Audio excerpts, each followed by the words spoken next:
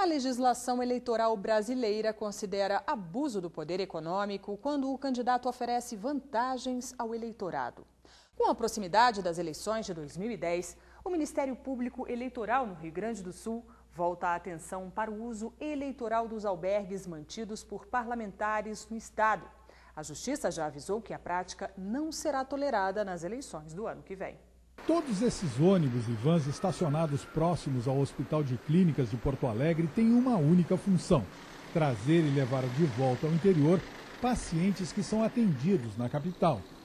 Esta é uma situação que acontece em todos os grandes hospitais públicos de Porto Alegre. São milhares de pessoas humildes que vêm do interior à procura de atendimento especializado pelo Sistema Único de Saúde. Os que precisam pernoitar na capital são, em sua maioria, os usuários dos albergues mantidos pelos deputados gaúchos. Seu Gilson, de 46 anos, mora em Santa Rosa, a 520 quilômetros de Porto Alegre, e está fazendo um tratamento médico. 2 vezes por mês, ele se hospeda neste albergue na capital, mantido por um deputado federal e sua mulher, que é deputada estadual. Porque eu não teria condições financeiras de pagar um hotel para ficar. E aí, se não fosse as casas de apoio, eu não teria outro lugar para ficar. O hábito de deputados gaúchos manterem albergues para hospedar pacientes do interior dura mais de 2 décadas. O problema é que em 2006, em plena campanha eleitoral, o Ministério Público recebeu denúncias de que havia propaganda política nos albergues. As casas estavam forradas de propaganda eleitoral. Tinha casas que você chegava, assim, inclusive nos armários dos eleitores tinha propaganda eleitoral. Na recepção, as mesas da recepção cheio de panfleto eleitoral. Né? Para o Ministério Público Eleitoral, a manutenção desses albergues acaba sendo um instrumento para conquistar eleitores por meio de assistencialismo. Foram ajuizadas representações contra 10 deputados albergueiros por compra de voto e abuso do poder econômico. O TSE decidiu manter os mandatos dos deputados, mas alguns foram considerados inelegíveis por 3 anos a contar de 2006. Os ministros do tribunal ressaltaram, no entanto, que a prática de manter albergues não será tolerada nas próximas eleições pela Justiça Eleitoral. Em relação ao albergue, né, talvez sejam os primeiros processos que foram levados ao conhecimento da Justiça Eleitoral. E eu acho que esse foi o grande trunfo dessas ações, porque lançou-se luz, né? Era importante que isso fosse levado ao conhecimento da Justiça para a Justiça Eleitoral dar o seu veredito. 4 deputados fecharam os albergues.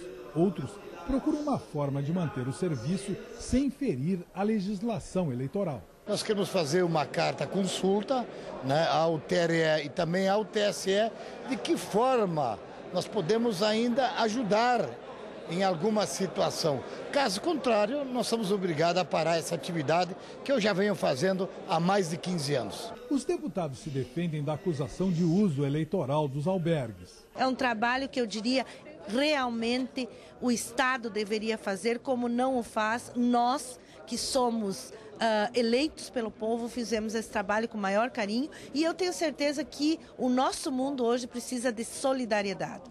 O promotor e professor de Direito Eleitoral, Rodrigo Zílio, diz que a omissão do Estado não é justificativa para os políticos que se aproveitam deste vazio. Um dos princípios basilares do direito eleitoral, com o qual o Ministério Público tem a maior preocupação, é a normalidade e legitimidade do pleito, ou seja, que o pleito concorram todos de uma maneira igualitária e sem que haja qualquer espécie de vantagem de um candidato em relação aos outros. Para o movimento de combate à corrupção eleitoral, esse tipo de assistencialismo leva o eleitor a acreditar que está recebendo um favor do parlamentar. Saúde não é favor, saúde é direito de todos e dever do Estado. O Estado que tem que arcar com essa despesa e não um parlamentar para ganhar os seus benefícios em número de votos. O Ministério Público Federal em Roraima entrou na justiça contra as empresas TAM e Gol e a ANAC, a Agência Nacional de Aviação Civil. O motivo é o cancelamento de 2 voos diários em Boa Vista, desde o final de 2008. Segundo o MPF, por conta do isolamento geográfico, o transporte aéreo tem importância estratégica para o Estado. Na ação, o Ministério Público pede que as companhias retomem os 2 voos cancelados. Os suplentes beneficiados pela emenda constitucional que aumentou o número de vereadores no país não podem mais tomar posse. O plenário do Supremo Tribunal Federal confirmou o liminar que suspendeu o efeito retroativo da lei para as eleições de 2008. O STF entendeu que a disputa foi encerrada e que a posse de suplentes agora afrontaria a soberania popular prevista na Constituição. A decisão atendeu à ação ajuizada pela Procuradoria-Geral da República. O MPF em São Paulo recomendou às operadoras de telefonia Vivo, TIM, Oi e Claro a não encaminharem ao celular do consumidor mensagens de texto não solicitadas. O MPF entende que os dados cadastrais não são propriedade das empresas e não podem ser utilizados como lista de envio de propaganda ou promoções. O Ministério Público Federal está colaborando com autoridades francesas na investigação do acidente do Airbus da Air France, que matou 228 pessoas em maio deste ano. O avião da Air France saiu do Rio de Janeiro com destino a Paris e caiu no Oceano Atlântico.